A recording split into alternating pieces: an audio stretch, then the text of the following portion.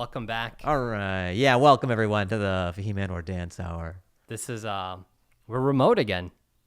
Yeah, we give them a taste. It's sort of like, Coke dealers where they give on the knife.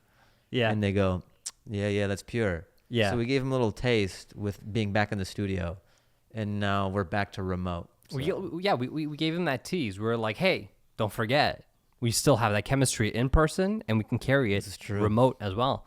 Even with a lag, with like a 2-second lag, but you're back in Texas. This is exciting. Back in Texas, yes, thank you. And they just lifted the mask mandate. Yeah, and they said like full capacity. So we'll see how that goes. How do you feel about this now? Now everything's back to quote unquote life as pre-COVID type, right? I guess so. I mean, I think it was fine the way it is. It's just funny how I feel like they're a little quick to do it. But it is funny how Texas is America's guinea pig. Which is weird. But aren't they doing the same thing in Florida though? Oh, dude, I didn't even know Florida even had any mandates on masks. Florida is it's its own country. Shout out to our Florida watchers. I'm actually speaking of which, I will be in Florida in about 2 weeks. Now that I'm my vaccine card's in the other room, but now that I'm fully vaccinated. How convenient. Yeah, man, what can I say? I'm doing DC this weekend, and then Miami after that, and then New York. And then you sound like me. Is Ali Baluch on tour? I'm doing the podcast. I'm taking this podcast on the road. I'm going to have my camera with me and my microphone. I'll be calling in from each city, like, hey, I'm in Miami today.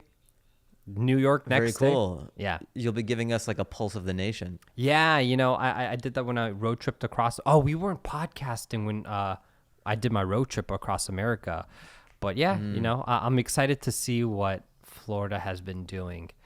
But have you been out and about around Austin this last couple of days once they lifted that mandate? Well, they haven't done it yet. So March 10th is supposed to be when it happens. Gotcha. So I wonder why would anyone, it's got to be pretty loosey-goosey between now and March 10th. Like who's going to be a stickler about it? Yeah. Right? Like when it's just sort of a few days away. Yeah. But I feel like Austin's a fairly progressive type of liberal city. So I don't know. You never know. You never know what you're going to get. But, good luck to you. Yeah, but it's just funny. Like today, wear a mask. But in 7 days, you don't need to. And you could be full capacity. Like, what's the difference between today and 7 days? Yeah, that's true. That's very true. So, whatever. It's just funny. That's all. It's funny in Los Angeles, COVID numbers, daily cases have dropped by 90% since December and January during its peak all-time high. And they're partly it's due to a majority of individuals a lot of individuals getting vaccinated in LA, but also everyone got COVID here basically. Yeah. There's nobody left, There's nobody left. Yeah, so our numbers are averaging low daily new cases. So but yeah, take that COVID. No more warm bodies for you. Yeah. So I mean, it's exciting for you. I'm sure comedy clubs will be back rolling at doing what they do. I'm wondering. Yeah, I wonder what the timeline is going to be of that, and what the capacity is going to be once the clubs come back. When will it be indoors? What percentage will be allowed in? Yeah. What is the timetable? Yeah. It's still cool being out here, just the change of scenery, a new scene. But if things start picking up in LA, then it's going to be harder to be out here. Say the store opens up and there's a lot more shows. Yeah. Yeah. But who knows when that will be, but at the time being, Austin's the hub. It's the, the pulse of the comedy world at the moment of America. Yeah, it is a little bit, but I was talking to another comic about the situation out here. It's one thing to kind of analyze it from afar, but then once you're here, you kind of find holes a little bit in the scene. It was interesting. So it seems like Austin's going to be this hub or whatever, and I do see there's potential for growth. There's tech and all that, and there's an appetite for comedy and live entertainment and all that, and things are more relaxed out here. But there's all these clubs opening up and stuff, or soon. Like there's Creek in the Cave coming from New York. There's Cap City Comedy Club. They're reopening. I think the Improv might be, or like, so it's these different entities are coming in and building up all these clubs around Austin. Yeah. And part of you wonders like, who's going to perform at these clubs? Seems like there's a lot of spots, but I don't know if there's enough like comedians to fill it. Like there's this kind of mid-tier comedian that there's kind of a void of that. There's like people starting out. Yeah. And then there's some people like me and some other comics who have come in from LA who are like a little more established, but that kind of mid section where people are funny but still Working growing. Yeah. Yeah, like I think the town is lacking in that. So you've got the two extremes. You've got a lot of people starting out, and you've got like some established people who've come in. Yeah. But you need this middle tier to propagate all the spots, like, or if these clubs are going to open up. Yeah. That You makes know, sense. so it just seems like there's more stages than there are talent yet. But maybe more will come in, and I mean, everything's organic and it'll work itself out. Because it's all a supply and demand thing. So we'll see. But being on the ground, that's something that I've noticed. There's like a lot of beginners, and then there's some people. Yeah, just this middle section is harder to come by. Whereas in LA and New York, you have more of the people kind of in the middle. The middle class is disappearing, man. You know? The shrinking of the middle class again. Yeah. But it's funny because right now you're expecting a guest, are you not? In the next couple minutes. I am. Are you? Is there a food delivery coming in? Oh yeah. I'm starving. So yeah, I have food coming. So when you see a cut, it's because I'm eating. Yeah. And if I look a little more upbeat after the cut, it's because, my stomach is devouring and I'm getting fed nutrients and such. Yeah. Okay. So, listeners, be ready for that. Yeah, be ready. Be ready for the jump. Oh, it says he's coming in 10 minutes. Hey. His name is, wait, do we know? We don't know his name yet. No, it's Noe. N-O-E. That's a bad name. No? He just gets told no his whole life. No. He's accustomed to it. He's been desensitized. It'd be like a creepy line for him at a bar. He goes, no means yes. Hi, my name's No. He just gets slapped every time. That's the worst. Yeah. He goes, no, it's N-O-E. How is resettling back into Austin? Give us the rundown, because 2-3 weeks ago Austin was hit by a massive storm, power outage, water outage. How's it looking now? Now it's normal. It's like back to normal. Nothing's happened. Yeah, not really. Yeah, I'm trying to think. You don't I came in Sunday night. Yeah, you're not trekking through snow anymore for food. Yeah, not anymore. All right. Yeah, that was my only line of survival, was just like Uber and Postmates. Yeah. And then once the roads were so icy, I was just like fucked. Yeah, it's funny. How's your time back home in LA? When you got back, were you like, oh man, I had a taste of life in Austin, and now like LA's a little weird, like you feel uncomfortable, or you're like, oh, I'm back home, like, good to be back? I feel equally torn by both. Yeah. Because it was fun being back in LA. I did my hour or whatever, and like that was cool to do. And then I'm like, oh, but then like I was just in Austin and I haven't been there that long. And then I want to get back to Austin. And then when I'm in Austin, I'm like, oh, LA. Yeah. So I haven't settled anywhere long enough to where I'm like, oh yeah, okay. Yeah, I'm still being torn by both. So I don't know. I just haven't been here long enough. Yeah. To get a real sense of what it is. Yeah, that's true. I get that. Yeah. How's your hour? I was there, man. It was fun. How was it for you? Thanks for coming, dude. Yeah, man. Yeah, it was cool. Like and like you don't get to do that many long sets. Mostly everything is like little guest sets since the pandemic. I did I'm trying to think. I did do an hour here in Texas, the Vulcan. So that was cool. That was like maybe a month ago. And then but I haven't done an hour in LA forever. I think the last time I did it was like around when I did Conan, just like when I was promoting doing the Belly Room show. Yeah. At the Comedy Store. That was like literally a year ago. That's right. Yeah. So it was cool to do a longer set in town because I usually do that once a year, really. Like, I don't really promote my shows. Like, when I'm in LA, I don't post on my stories or because I'm just like working stuff out or going around town. I'm just doing little like 15-minute sets. Yeah. So I don't advertise doing little guest sets. I save it up for when I'm doing an hour because that's when I want people to come. So it was cool to have a year of doing no sets in town to have something for my fans to come to. Yeah.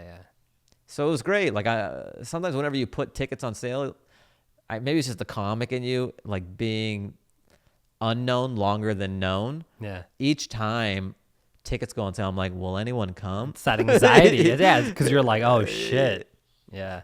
Yeah, because it's the ultimate litmus test. Like, well, we'll see who comes. Yeah. And then it was sold out. So I mean, that was cool. That was a good feeling.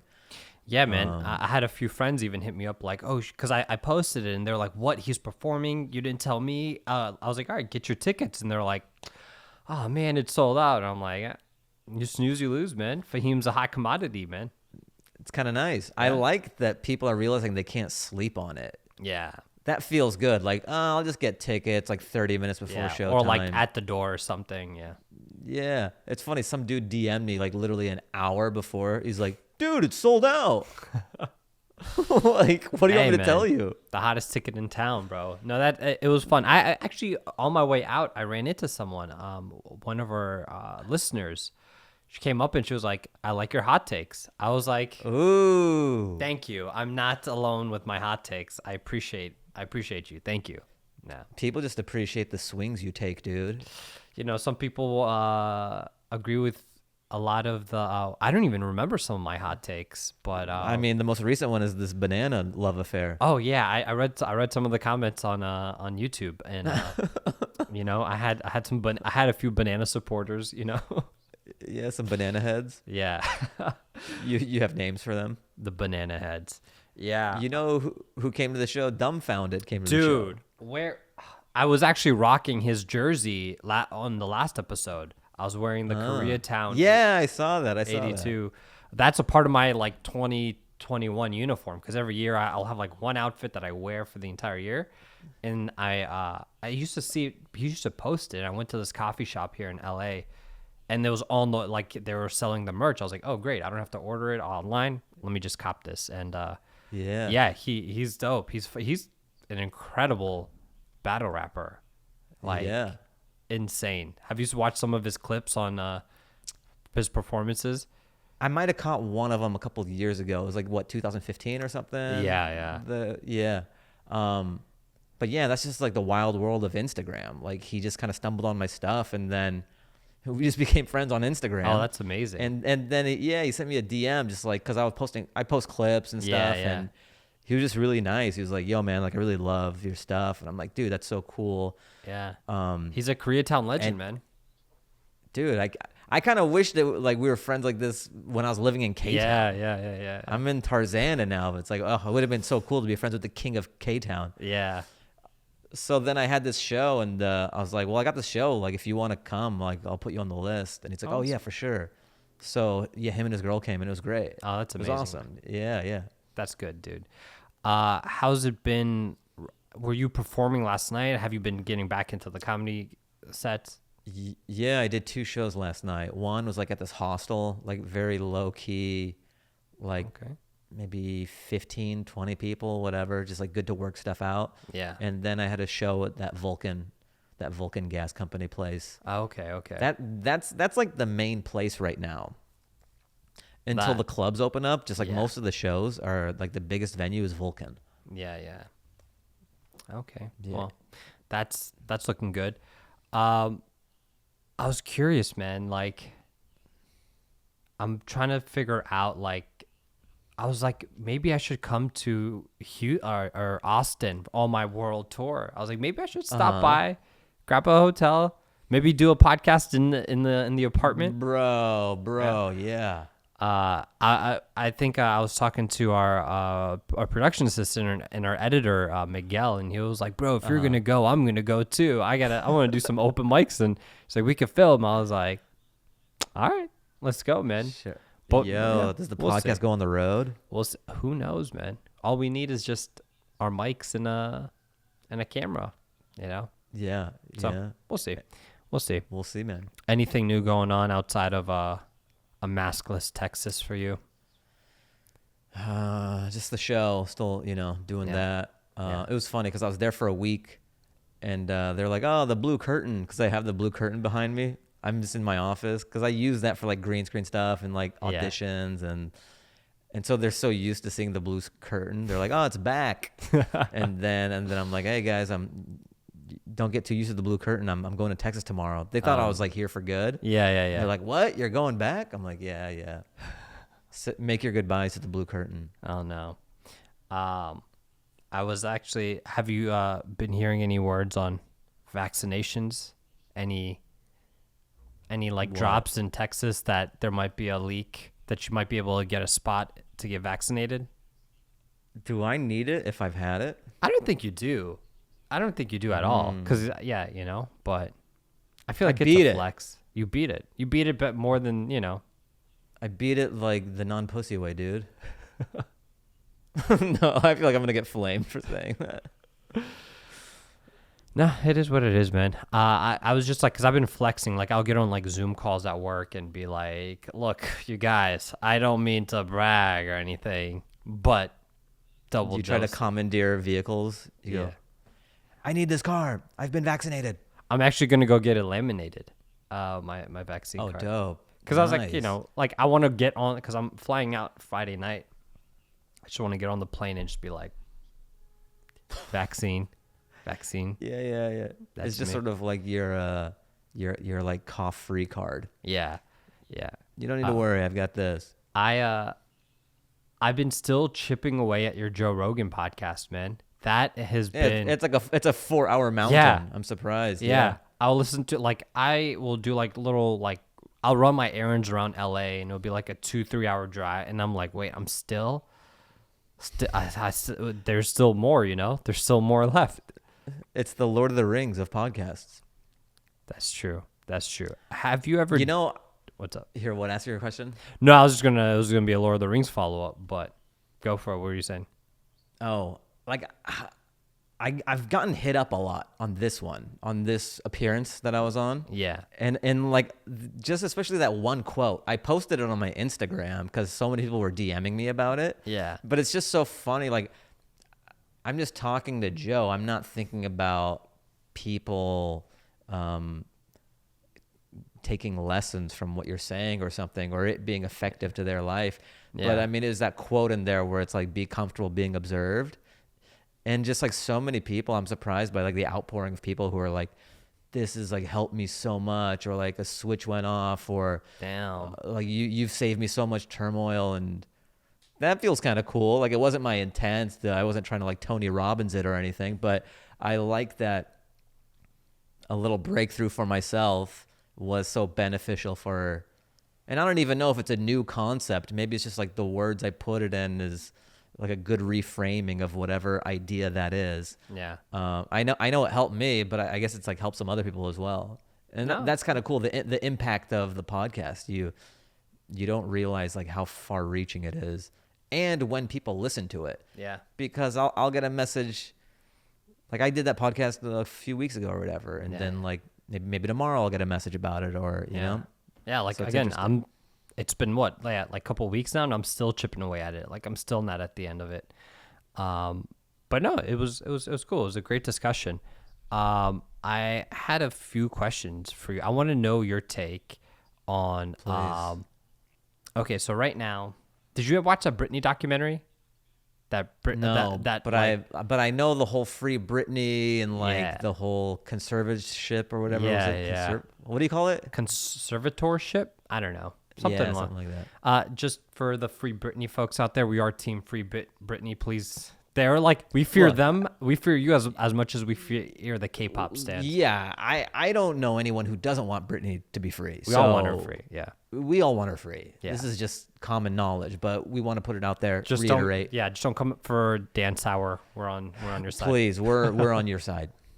So with that documentary that's come up, now like a lot of archived footage has been being dug up from like that era of the 2000s where of like Lindsay Lohan, of Paris Hilton, and they're like on these talk shows and they're just getting like demolished by like whatever these shock 90. I wouldn't call them shock jocks. They're like David Letterman types, you know?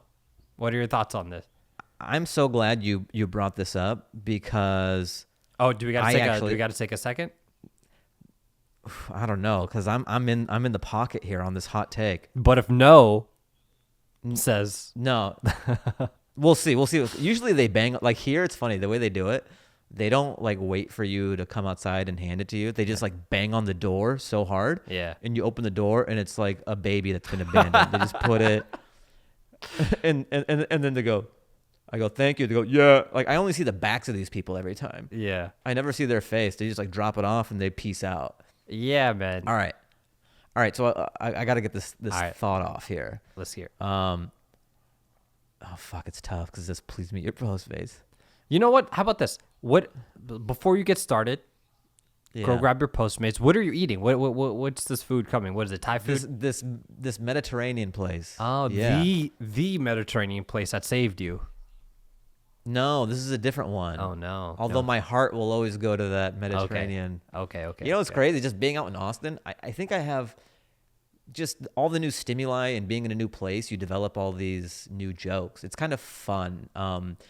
And this has been a great experience almost just for that. Yeah. Just switching your scenery up because it's a new city and you're watching it through almost like a baby's eyes because this is all new to me.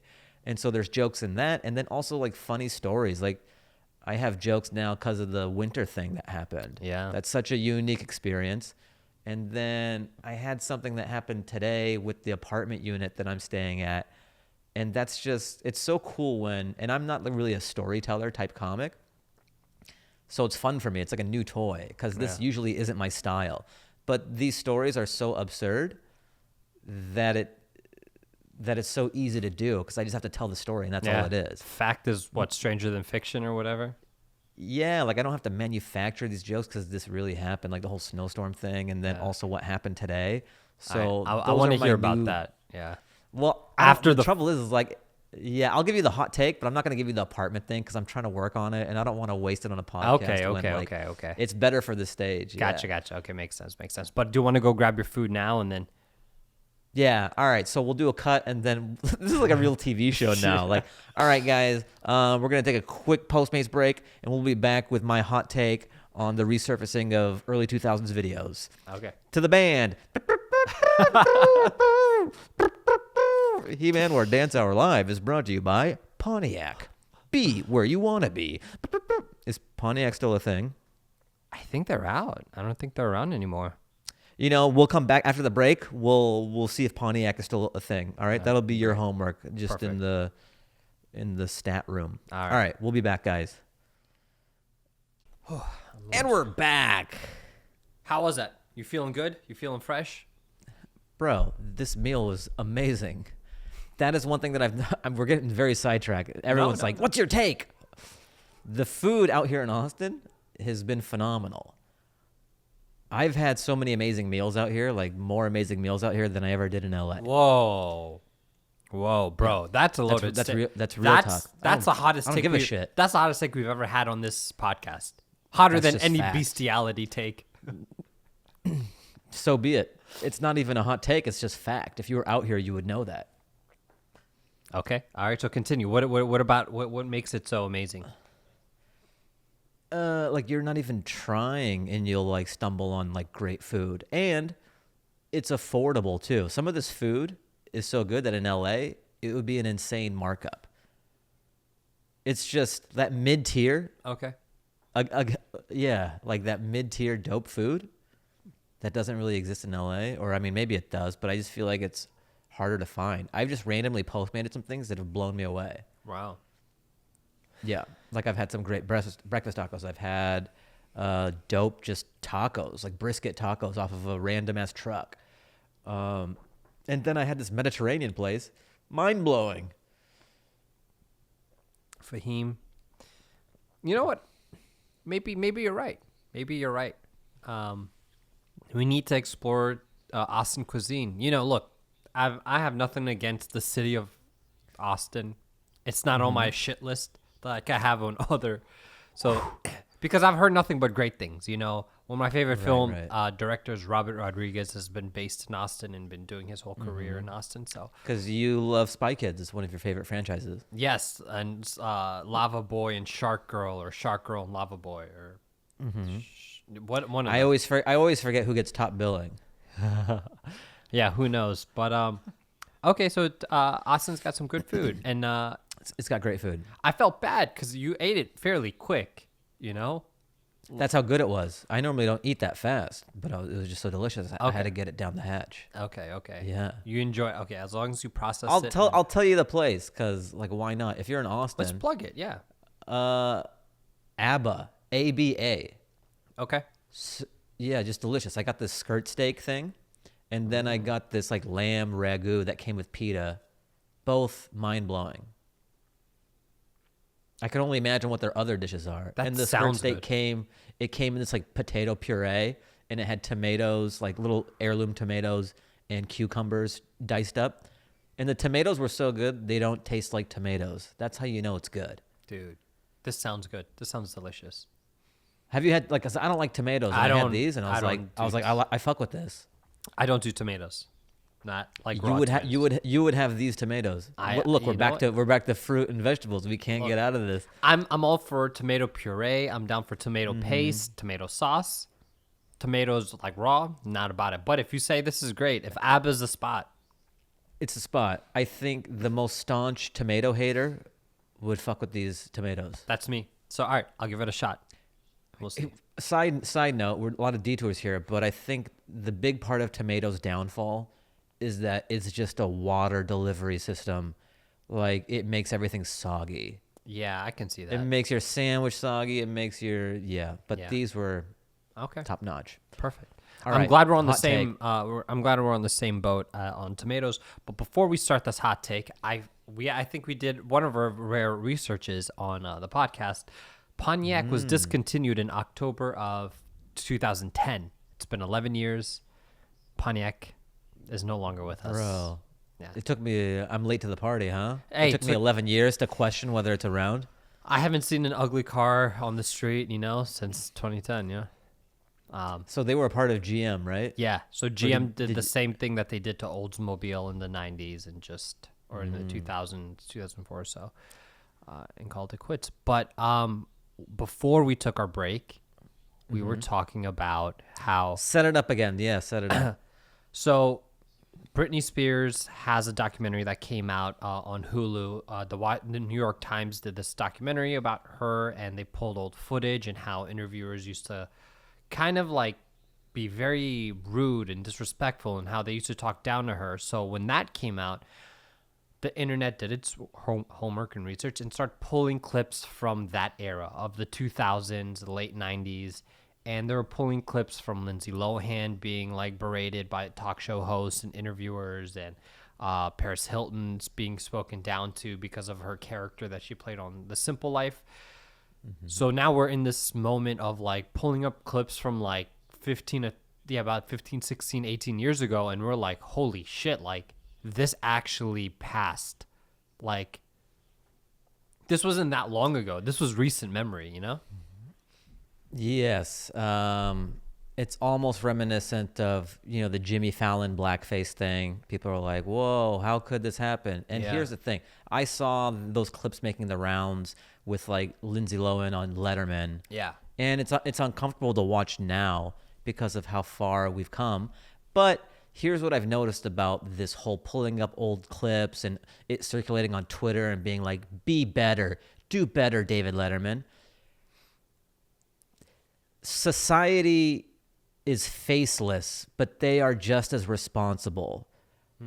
We like to just because David Letterman is in that clip, everyone feels like their hands are free of blood. Yeah. But society doesn't hold... David Letterman was holding a mirror up to society. The whole reason the crowd is laughing and enjoying it is because there was a bloodlust for it. Yeah. And Joe Schmo, who's all on a pedestal right now thinking how could we, oh, this is terrible. How did you allow this? Yeah. They were thirsting for it. So society isn't off the hook. Like, that's what I hate about all this shit is just, it's so easy to point a finger to the person who's in the frame, but it's all you motherfuckers out of frame who are equally responsible. Yeah. You, the studio audience, bear some of the brunt of this. 100%. Yeah. You know, I'll even be honest too. I mean, I was like 15, 16, 17, even as a teenager, I was like, oh, look at Britney. You know, we'd make all these jokes and it was acceptable, you know? And I think, I don't know, man. Like, I mean, obviously, I can't say the older you get, the more you understand, because there are people much older. Like, you know, David Letterman was like a 60-year-old man making these or comments, or a 50-year-old man. But I think it's like as society progresses, as you know, like we're having these candid conversations about addiction and mental illness and whatever it is, you know, where it's like, we're, I guess, empathizing more and more and more with a lot of things that we used to kind of laugh at and just ridicule. Yes. And I always say you can only be as woke as the year you're in. Yeah. So when you pull up all these old clips or you want to like yell at David Letterman, he is just holding a mirror up to society. Yeah. Like, and even like the Jimmy Fallon doing that was passable then. Yeah. Obviously it's not passable now and everyone is grown and such, but it's a slippery slope once you start like canceling people from, or just like taking people to task for shit 20 years ago. Yeah. Like even in my stand-up, there are bits that I've done in my special I wouldn't do today. Yeah, or there's bits from last year I wouldn't do today. So like hopping in a time machine and like canceling people or whatever is not Yeah. Cancel for the year you're in. No, that makes sense. That makes sense. Yeah, and you know, it's just interesting to see, because again, it's recent memory. This wasn't like, oh, these people passed away, let's look back. It's like, no, we were watching this live on TV when it aired. It's crazy. It's been a journey, but anyway, I wanted to, as I was kind of doing that, hey, did you catch the Golden Globes this past Sunday? No. Yeah, I neither. mean, on Twitter a little bit, like. Yeah, I didn't even know it was on. Like, I was like, huh, interesting. Okay. Yeah. And it's virtual. Yeah. So I right when I saw like the tweets about it, I was like, oh shit, like I wanna watch, because like I was rooting for Mank, David Fincher's film. I really liked it. It was like this nice old Hollywood film, and I was like, oh, this is it. This is in the canon of like award shows where it's like Hollywood films, period pieces, anything about the industry. It's like award gold, you know, and it lost almost every category. Nomadland took they took the award for like best director, best drama, best whatever, beating out Mank. But yeah, it was weird because like you're watching this and like everyone's at home in their living room, and like people are like, oh, I won. Let me put that drink down. Yeah, like it's very uneventful. Yeah, and you know, it's almost like the beginning of a sitcom, like how they win, like you know, like a Family Matters intro, like that's how they win the Emmys, like. Yeah, and then the discourse went around because there's a picture I think of that his name's slipping my mind. Ted Lasso.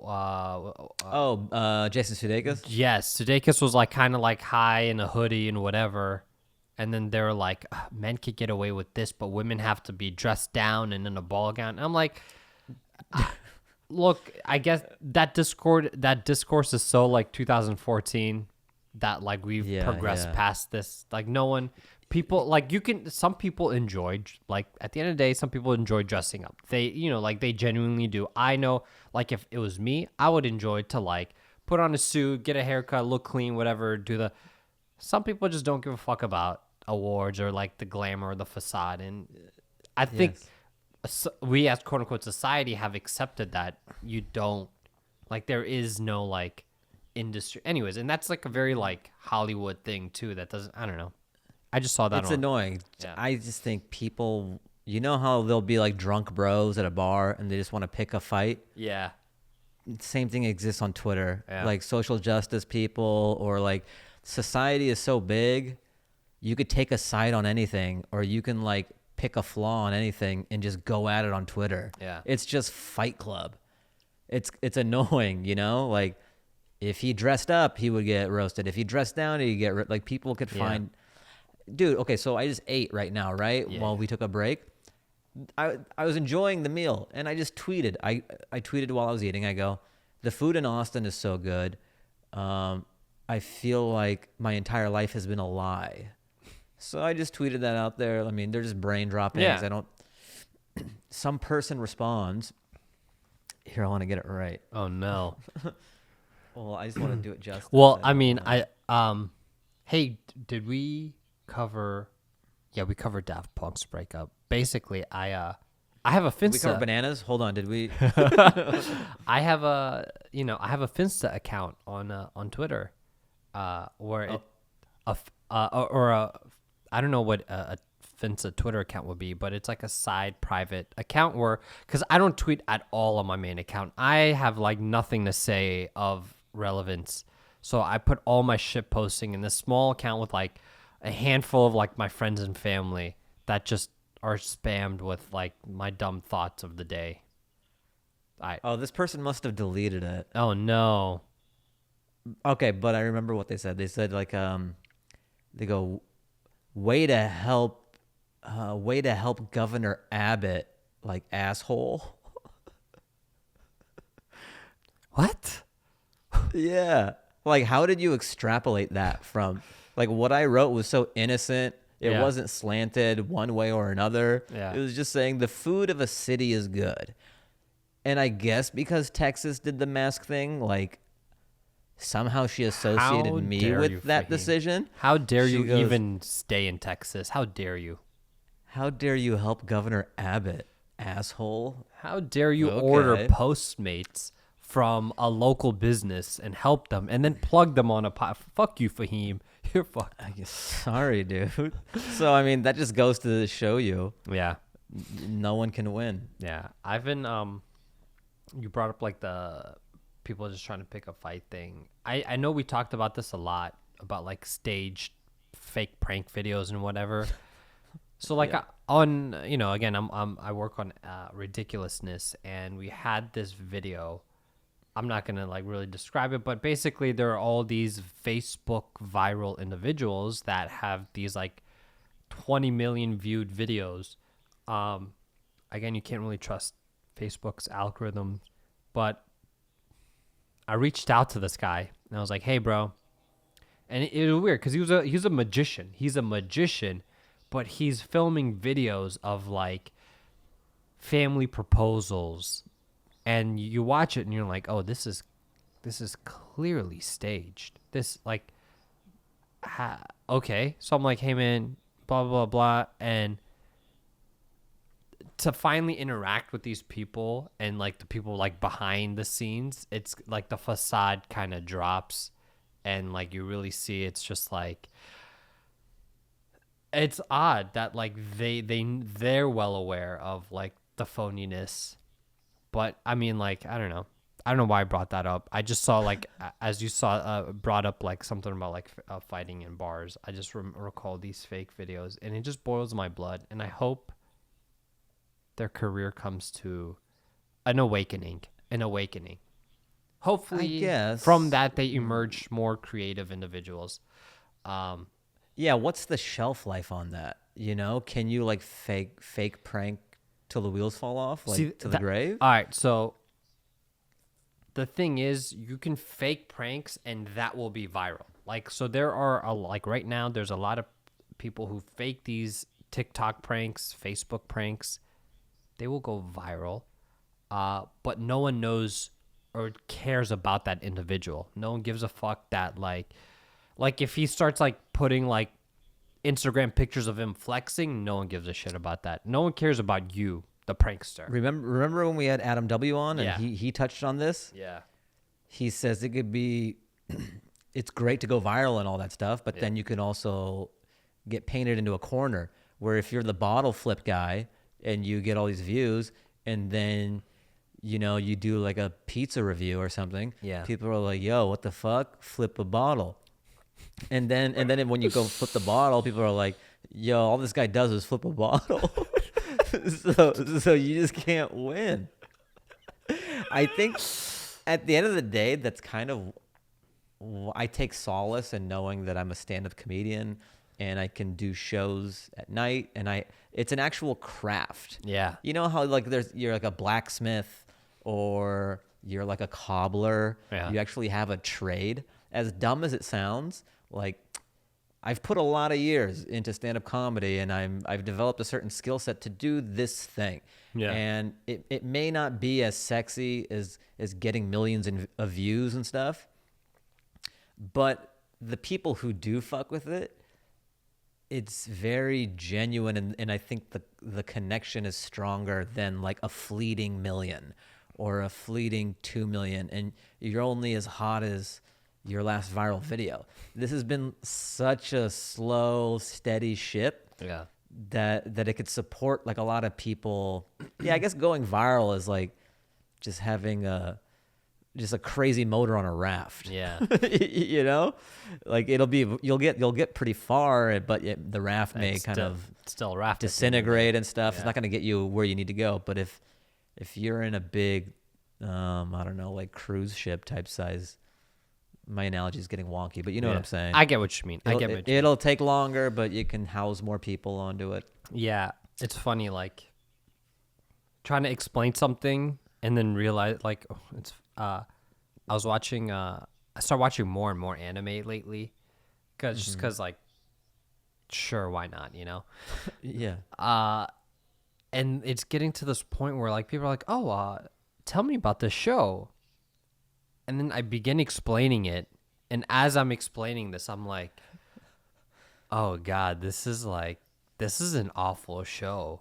Like this is like I'm watching this show called Attack on Titan, and You talked about it last time, right? yeah. So whatever anime nerds are watching or listening, please don't get upset at this, because this is like their like king show. This is like their highest anime show that everyone loves. It's a village, and please let me know how stupid this sounds. I'm only going to give you a 30-second synopsis. Please give me the elevator pitch. A group of people live this whole civilization has to live within walls because there are giants, massive titan giants that have no sex organs that run around naked, and they eat people. And the giants try to break the walls to eat the people. And these people are trying to fight the giants.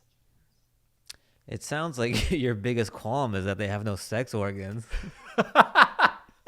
They're naked, and they eat people, yet they don't shit them out, but apparently they throw them back up. I don't know. Are you more concerned that they don't have a butthole or they don't have a penis or vagina? Are there female giants? No. Because then we got a inclusivity problem. No, there is one, like, they call it an abnormal giant, and it was a woman, and she had, like, breasts. Mm-hmm. How many? 2. But Okay. it was like her exoskeleton was just, like, those, like, anatomy figures that's, like, just muscle, and it's, like, Yeah. And it's just Like when you go 24-hour fitness and the guy shows you what muscle groups. yeah, you hit? they point at the chart, and it's just like the red. So yeah. Oh, speaking of that, I actually I went to the gym for the first time in a long time, and I lifted weights. Whoa! So did you have to wipe it down?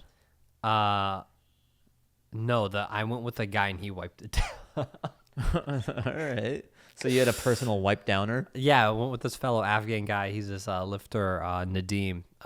There was this gym in like East LA, kind of downtown, called Barbell Brigade, and it's like a warehouse type gym, not a CrossFit, but in that style. And yeah, he runs a gym in. So my place here, there's a gym, right? And then finally I checked it out, and I was gonna work out there. And then it's not a big place, so Yeah. everyone's wearing masks. and there's maybe like 4 people in the gym, and then you have to wipe the weights down and everything. Like after each time you use it, Yeah. it just looks so cumbersome. It wasn't like the gym experience from before. Yeah. Where I'm like, this sucks. Yeah. I'd rather just figure out how to work out at home from now on. Yeah. Yeah. Honestly, like the whole every time wiping down all the weights after each, it was just too annoying for me. Mm-hmm. And having the mask on, I'm like, let me just jump rope and get some elastic bands and do. I'd rather do it at my place than to deal with that shit. Yeah. Like I'm not trying to get monster gains. I'm just trying to be not fat. I feel you, bro. I feel you. That's my goal. Yeah. I've lost, I'm sure the viewers can see if you watch each week, I have lost 12 pounds Damn, dude. in the last like 7 to 8 weeks. But I've We should plateaued now. we should do like one of those black or white videos. Just like you getting thinner and thinner. Yeah, it's a montage from like Yeah. from the beginning of the year to now. And it's just like a chubby baluch to. Or it'd be called fat or skinny, and then we just kind of cycle between you skinny and fat. You go skinny is fat. It's time for you go yeah skinny or fat. Woo! Bam bam bam. Someone compile that footage for us, please. Yeah, somebody green screen that for us. While you pull up the mailbag, I want to ask you. Ibrahimovic kind of went viral, the soccer player. I was gonna say you look like him right now. Oh, thank you. Are you his body double? Yes, they when he's benched, they just intimidate the other team to let them know that he's still around. I warm up in the background. Talk. But We yes, got technical difficulties. We got oh, 1, fuck. 2. So while working the kinks out, guys. Fahim figures his audio technical difficulties out, I will be asking him the question of, okay, so basically Ibrahimovic came out this week and he said that LeBron James needs to focus on sports and not politics. And I think a couple years ago, a Fox News reporter kind of said the same thing to LeBron, like, shut up and dribble. That's exactly what you said. So Ibrahimovic kind of said that, like, sports brings us together. Politics, I don't even know if this is how he talks. I don't think I've ever heard this man speak. Politics Sounds right. Politics divides us. I think you leave the sports to the athletes and the politics to the politicians. What's your hot take on that? Should athletes have a political voice? Should comedians have always been political, even since the times of like the monarchs and the kings, the court jesters, whatever. It was always a commentary on political life, Mm-hmm. And I always think comedians have always been political. They're like our, observers of the political system. Yeah. And even some of the greatest, I wouldn't say greatest political thinkers have been comedians, but some of who've made it consumable for like the average individual have been comedians. That's a good point. Like George Carlin Yeah, I think comedians definitely make politics digestible because sometimes there's so much information that a comedian can parse all of that data into a joke. Yeah. That is so cutting that you can. It shows you the absurdity. More. Yeah, and it also the shows absurdity of all. Yeah. So the sports question, Fahim, what are your thoughts? Yeah. I mean, I think so. The opposite. Think about the two extremes. They shouldn't or they should. They shouldn't seems draconian. Yeah. Like what civilization do you want to live in where like basketball players aren't allowed to talk about politics? Yeah. So do you want that or do you want them to be able to talk about it and be able to talk about it? If you have a platform, you can talk about whatever you want to do, Yeah. And it's a free market society, and so such should be true of ideas and opinions. That's what's great about America, supposedly. And also you've seen it happen with Kaepernick. They told him not to, but like something as silly people would like to think about kneeling during the anthem and how it does nothing.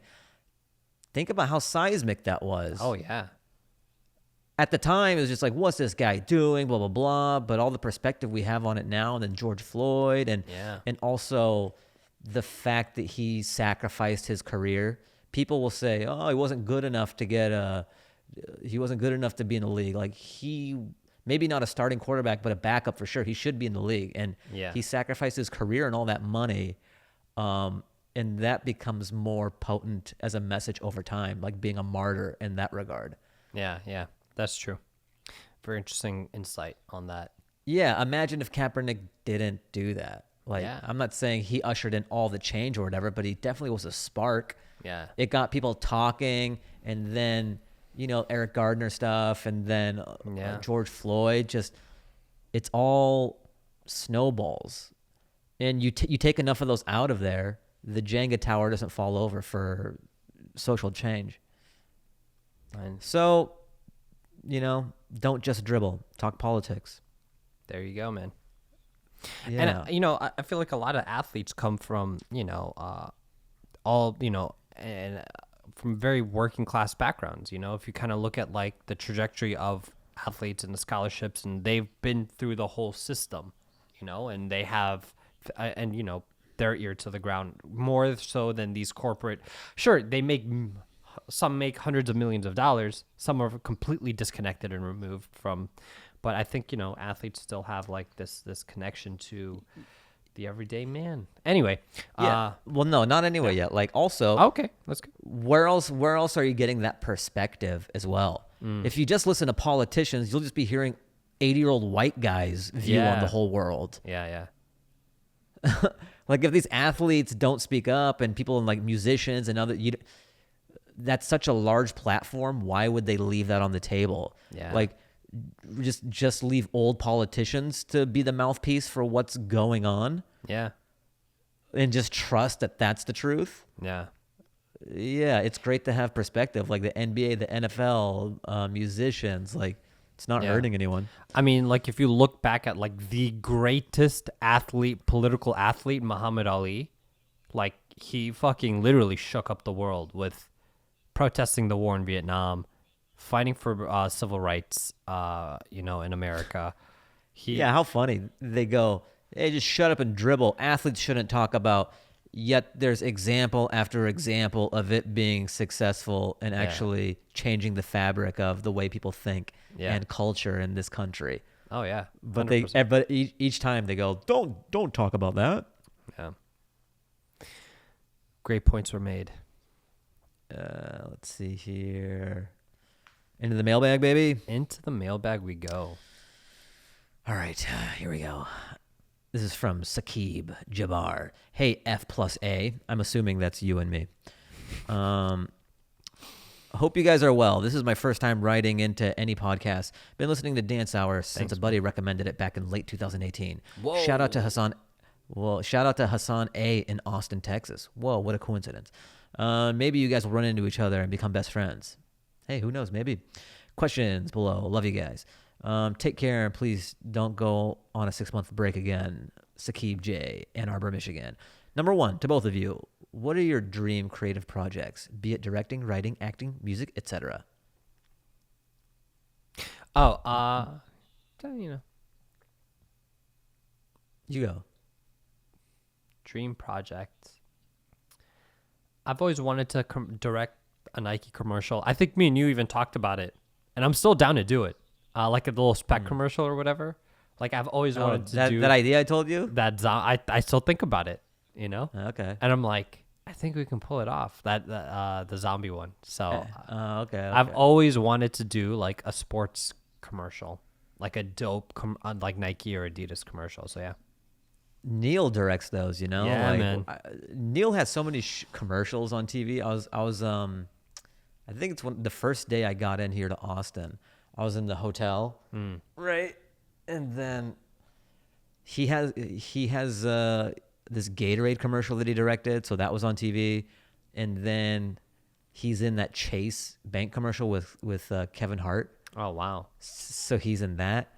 And then he had this other commercial he directed as well. So like in this entire commercial block, there was like 3 Neil things. Jesus, I'm like, man. this guy owns commercials. It's fun, man. It's a fun form. But what about you? What's your dream creative project? My own sketch show. That's it, man. I think Yeah. the world is waiting for that shit, man. I guess maybe it's just me and a few people, but that's the dream. Let's see. To Fahim, do you have a process as an actor? When in your career did things click for you and allow you to feel more confident in front of the camera and acting off other super talented performers?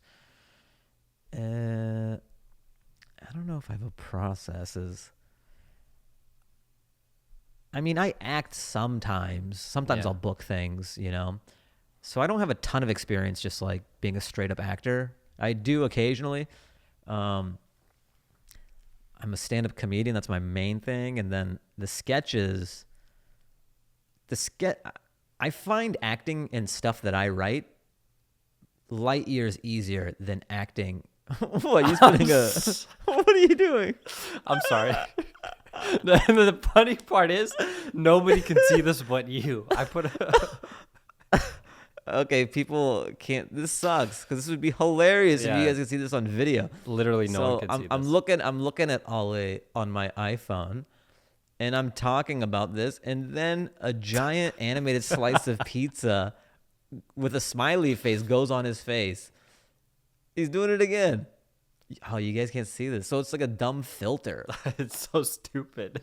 I'm talking to a slice of pizza, and it's hard to keep a straight face because it's Ollie's body and a pizza face.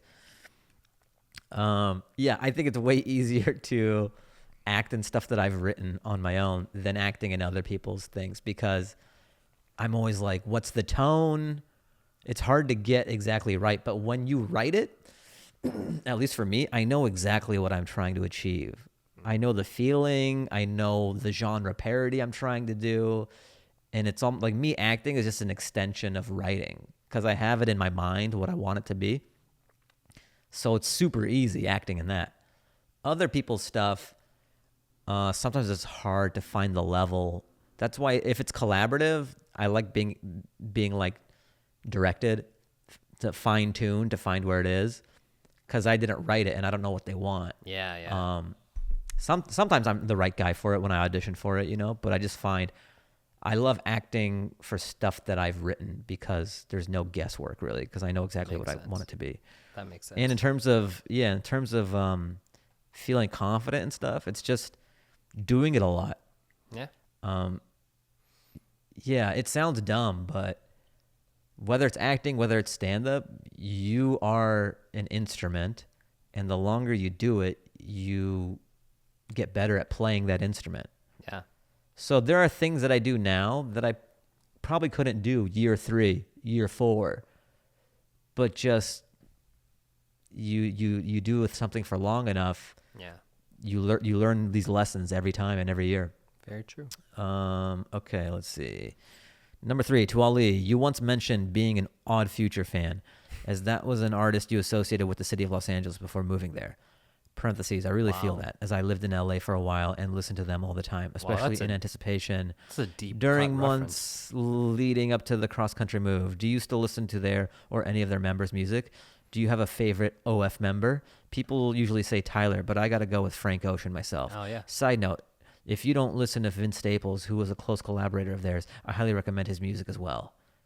I've seen Vince Staple live twice in LA. Still listen to Frank Ocean. I religiously listen to Frank Ocean, and I still listen to Tyler the Creator. His last album, Igor, was fantastic, and the album I agree. before that, I love that album. Yeah, and I'm not like a huge hip hop guy, but it was there's like a some very monster tracks on there. Yeah, it was a very mature sound for him, and he's grown from talking about some ridiculous shit he did when he was 17 years old. So it's it's good to see the growth. All right, number 4, to both of you, do you ever get caught in those awkward stares from other brown people in public? For instance, when you pass them on the sidewalk and you feel their eyes kind of scanning you up and down, wondering what your background/career/family situation is like. I admittedly might be a little more sensitive to it, as I'm a brown guy who was born and raised in the Midwest and doesn't really subscribe to a lot of the culturally brown ideals. I don't get stares, or I don't pick up on them. If it's other brown people, I do. And it's always like, hey, are you with Fousey Tube? I'm just like, it's like a 14-year-old kid. I'm just like, yeah, man, that's me. And then the follow-up question's like, where is he? Let me check my fucking GPS tracker. But yeah. Yeah, I guess I'm lucky in that way. That's the only stares I get from children. Number 5, to both of you, what is your favorite South Asian dish, and why is it chicken biryani? Well, no, sorry, man. If we're talking South Asian dish, I would say butter chicken, not chicken tikka masala, but butter chicken. Mamma mia. I'm a CTM guy. Yeah. Yeah. Okay. All right. This is from Little Whore again. Oh. Hello. The subject heading is a banana, French fries, grapes, and flames. So it's like hieroglyphics. She's been listening and telling us through emoji. Okay. All right. Ali had some major lava takes this episode. Whoa. Doesn't like grapes. Doesn't like anything juicy. Doesn't like Mandalorian. Doesn't like hearing Japanese men grunt. Oh, shit. LMAO. Because hearing American men grunt is so much better. No. Cringe face. Okay. I get that a lot of anime is sounds, but a lot of the time when it's dubbed, the dialogue is not always accurate. Americans will slightly change the dialogue to, That's true. appeal to more Americans. That's very So it true. does slightly change the meaning. I recommend subtitles if you want to know exactly what dialogue was intended for the show. Ali, the only thing we may agree on is that bananas are great. Thank you. Which brings me to Fahim. Have you ever tried banana bread? Amazing. Or fried plantains? Give them a try. Maybe then you'll understand the appeal from a taste standpoint. And sweet potato fries are not better than regular fries, Ollie. Jesus, but man. Candied yams are triple flames. Okay, thanks for reading. Love you guys in the podcast. Triple hearts. P.S. Outro song Bubblegum was dope. Oh, I like that you like Thank you. I'm glad you liked it. I just address the anime thing real quick. If it's a film, if it's like a foreign film, whatever language it is, I watch it in that language. I don't think any foreign film should ever be watched dubbed. But when it's anime, there's so much action and violence and like whatever's going on that I don't want to be reading the subtitles during. And there are people who can do that, and I admire that. But for me, it's like I watch it, I eat my food, I'm on my phone, whatever, and I look up. It's not something where I'm like, the art, the cinema, like a Scorsese interpretation and analysis of this anime episode. That's like, yeah. So anyway, that's my take on that. But have you tried banana bread? Of course. Oh, yeah, it's good. I'm talking about straight up bananas. All right. That's true. That is true. Let's not change the subject here. Because you're down with banana in smoothie. Just like banana alone is the problem. Look, banana is a supporting actor. It's not a leading man. I think this is where we disagree. But okay. All right. You think Banana's a box office draw? Yeah. Nah, Banana's a go after her guy. I don't. What are you doing, man? Banana. This one's tough because it's an actual voice note. So I don't know how to. Maybe we got to do it when we're in person. Like, how do we do that? Okay. How would you hear it? Put it close to the mic and like put up the volume on your laptop and put the speaker close to the microphone. All right. So. Okay, let's see if it works. All right. This is from Antuma. Hey, my name is on, and I was too lazy to type my thoughts out, so I made a voice recording instead. Thought it was easier. Hope it's all right. In response to your Texas Blizzard episode, I'm starting my own podcast with my best friend Juan. It'd be super dope to link up and record with you guys someday. Hopefully, my podcast takes off. Great work and take care. Well, good luck with that, right. man. And we hope wish you the best. Oh, have you listened to this yet? I don't like. What if we played and it's just like no, I have. I have. Fuck, like Muslims or some shit. Yeah, it's just some racist. No, it's normal. Okay. All right, let's see. Can you hear it? Hey Fahim, hey Ali.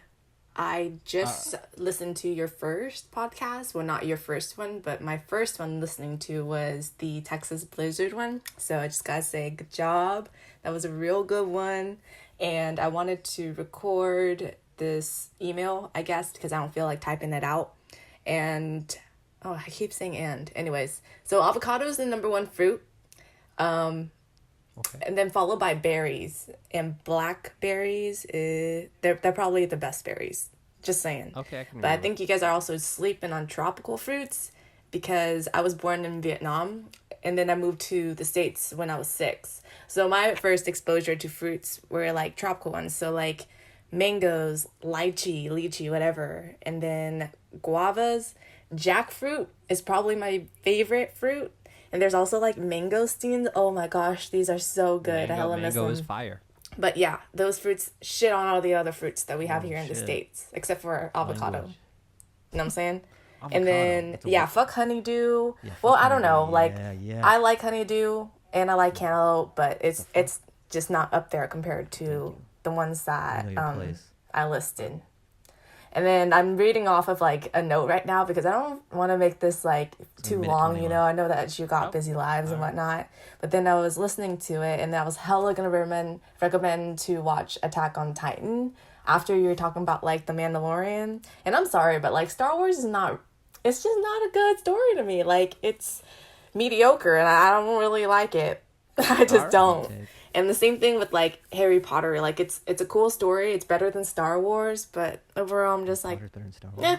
I'm not into either. So I don't mind. Yeah, same. Yeah, Attack on Titan. I will say spoiler alert. Whoa, wait. I'm not. Whoa. All right, do we end it? Do we? No, I mean I won't listen. But you could play it. Actually, no. Let's skip it. Yeah. No spoilers. I'm still. No spoilers. I'm in season 3 right now. I just started season 3. We got the fruit takes though, so we appreciate it. We did forget about mangoes and some of the tropical stuff. Yes, sorry that to all is the true. tropical listeners. We didn't mean to do that. And especially for us being from that region of Central Asia and South Asia, it's a big part of like the culture. I grew up eating mangoes, but the problem with mangoes is it's too much effort. You can't bite into a mango. You can't just like casually peel it and eat it on the go. You gotta do the whole cut it, whatever, I love mango lassi and I love mango juice. I will die for mango nectar. If you're ever in Los Angeles, go to Porto's, their mango smoothie. Mamma mia. Ooh. Is that Burbank? Burbank, Glendale, Downey, somewhere deep in the inland, there's another one. Let's see. All right, but thank you, Ethan. But Ethan thank Branzel, you for the voice. Thank you for writing in. Yes. Fruits ranking, subject heading. Love the pod, guys. 2 things. Number 1, I proudly stand with Ali on the 1-to-1 trade for sweet potato fries and regular fries. Thank you. Not because sweet potato fries are better, and they're certainly worse in large quantities, but they offer a different taste than regular, and therefore deserve the 1-to-1. All right, whatever. I'll take that. That's the only person that sided with me. Yeah, man. You can't be picky with your allies, all right? Yeah, I can. I'll take what you can get. Number 2, bananas are great fruits. Yes, it's mainly because of the convenience, but when was the last morning you grabbed a bowl of fucking strawberries for your drive to work? A good point. Yeah. No one, he's talking to you. Maybe what? He's talking to you. All right, well, maybe you just kind of like eat a few over the sink and then you have them in your mouth. And then you kind of like chomp on them on the drive to work. See, strawberries is messy. You take a bowl. Look, strawberries are so good, you set aside some time for it. Okay, bananas are so trash, you're like, I'll walk and eat it. Oh, you know what? And since, we're both Afghan and it's another big fruit within our culture, what are your thoughts on pomegranate? I fuck with pomegranate. Here's the thing, though. There's a lot of pit. You know what I mean? Like, you know what pomegranate reminds me of? Like that quench gum.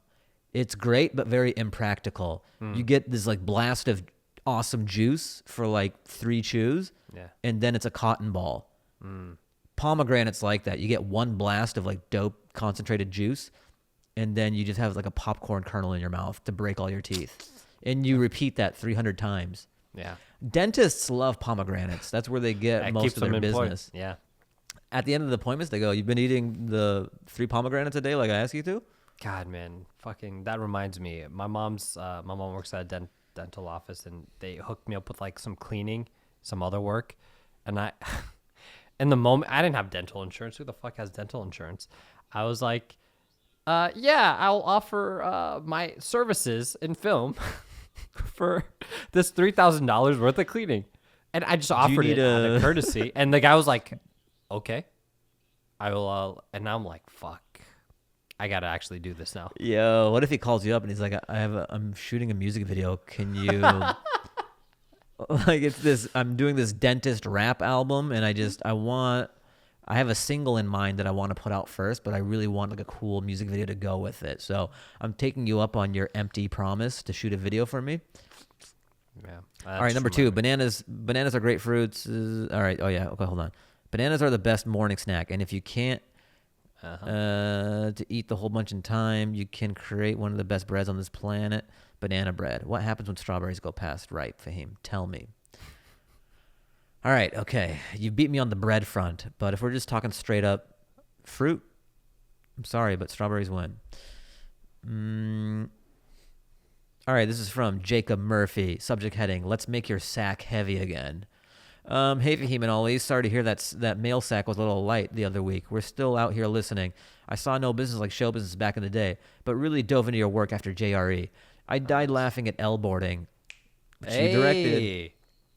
Because you shot it exactly like every skate video I grew up watching with the fisheye lens and everything. Thank you. Lol. I also got a serious kick out of some of the fake credits you'd give in your old videos. I remember seeing Alfonso Riviero one and had to rewind things back. I forget. I used to do that. I used to just put like fake celebrity or just like celebrities at the end of my videos. I've really been loving all your music recommendations. I write for an EDM music promotion out in Arizona, so I'm always having to listen to new dance music and write about it.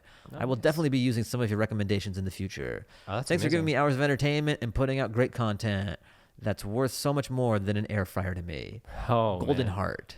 Yo, dude, thanks, dude. Thank you so much for spending hours of your life, listening to us banter. I appreciate it. I want to give him an air fryer now. Like that's my love language. Yeah. Just sending people air fryers. All right. Let's see. This is from Abe Nevin. Hey fellas. Oh, I was listening. I know this kid. You know Abe? All right. Yeah. Oranges are garbage is the subject heading. I was listening in on this wonderful new episode and you guys discuss fruits and some that are whack and delicious. Fahim brought up that some fruits are annoying, such as honeydew and cantaloupes, and I definitely agree. I think Ali definitely has strange opinions on a lot of things, such as sweet potato fries being, quote, delicious. But he expressed that bananas are the best, and I 100% agree. Whoa, there's a lot of banana love out in the world. That's good to hear. I didn't realize I'm a minority. Look, Fahim, if I could trade the banana love for the sweet potato love, I would do that. I would give up the bananas for the sweet potato. But all right. Yeah. The grass is always greener, right? I just want to tell you guys, in my opinion, oranges are probably the worst fruit of all time. That's a weird take. I mean, there's more to this, but like they're fine to me. All right, I get that oranges have a lot of health benefits, but as a kid, they always freaked me out. And maybe it's because my dad would eat them always in the car and leave the orange casing all over the place. Yeah, it's probably that. It's probably childhood trauma. It felt so gross to me. Just the fact that you have to use your dirty-ass hands to break open the casing with the fruit itself being all wet and gushy and then getting juice all over your hands is disgusting to me. The smell is incredibly annoying as well, with it nauseating the air once you encounter it. As we are all Afghan men, including myself, I know oranges are huge in our culture for some reason, but I just get nauseated thinking about it, especially in certain dishes as Nigerian palau. I've never in my life have had experienced any oranges. Naranj palau. I've never experienced any of that. Which ruins the palau for me, but I just want to know if I'm the only one who feels that way towards oranges. Anyways, hope you guys have a good one. Fahim, you're the best. And Ali, I think Michael Bay's racist. Your friend, Abe Nevin. I think I agree with you, but I don't really fuck with oranges, but I do like clementines or whichever ones are the pitless, the cuties or whatever, yeah, those are easy to peel. Yeah, easy to peel. They hit the spot. You could like kill like 3-4, and keep going. All right, this is from Zora Yusufzai. I said it right. Hopefully, yeah, Yusufzai. Yeah. No, I don't know her, Korean, but I know that last name. Okay. Subject heading, Korean wings. Hi, guys. Love your podcast. Just started listening, and I'm up to the first one of 2019. I've DM'd the Insta account, but I don't think you guys check it. I wanted to tell Ali that if he likes Korean barbecue, has he tried bonchon chicken? Oh, of course. Yeah. Like in Virginia, bonchon chicken is the go-to Korean wing spot. I grew up in Queens, New York, where the Koreans have taken over. We couldn't beat them, so we joined them. And bonchon is the bomb, and he should check it out. I think it's a chain. I don't know how they are outside of New York, but the ones in Queens, New York are so good. No, it's amazing. It's amazing. Bro, some wing advice. There you have it. Yeah, the only problem, I haven't had it in a long time because I'm still doing keto, and bonchon has like, their sauce is like very sugary, and very sweet. So I've been avoiding that, but I do miss it. Once I get off of keto, I will be like splurging on banchan. Bro, that's the bag. Whoa. All right. Well, if you want to cue up the song that we'll be jamming out to, I will be signing off and thanking all of our listeners for writing in.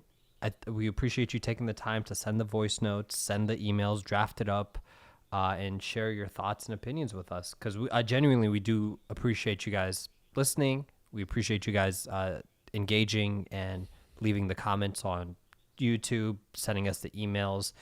And, you know, me and Fahim love just bantering, but like the fact that people are engaging, it's fun, you know, and take the time to subscribe if you haven't. If you're watching this or if you're listening to this on Spotify, check us out on YouTube. Fahim uploads on Fahim's YouTube channel. And this is true. Fahim Anwar. And if you're watching this on YouTube, what's up? Hello. The audio is available so you can pick up where you left off in the car. You know, it's on Spotify and Apple iTunes or podcasts. I don't know, Apple Podcast. Well, yeah, wherever fine podcasts are sold and downloaded. Yeah. So for the YouTube video, unfortunately, you guys don't get to enjoy listening to this track, but Fahim will tell you the track name. But for our audio listeners, Fahim, what song will they be jamming out and dancing out to tonight?